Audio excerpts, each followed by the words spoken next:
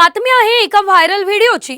ऋषिकेशच्या AIIMS रुग्णालयात महिला डॉक्टरने एकावर विनयभंगाचा आरोप केला।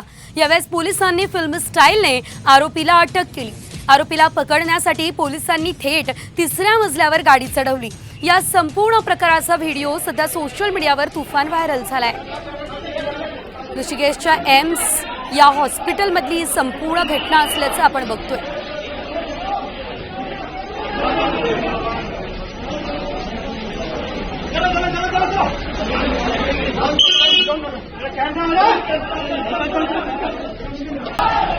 पोलिसांची गाडी थेट हॉस्पिटलमध्येच घुसली असल्याचं आपण पाहतोय। पोलिसांच्या गाडीचा हा व्हिडिओ जो आहे तो तुफान व्हायरल आता झालेला आहे। थेट तिसऱ्या मजल्यावर पोलिसांनी गाडी चढवलेली आहे। आरोपीला पकडण्यासाठी पोलिसांनी ही गाडी थेट रुग्णालयातच नेलेली आहे।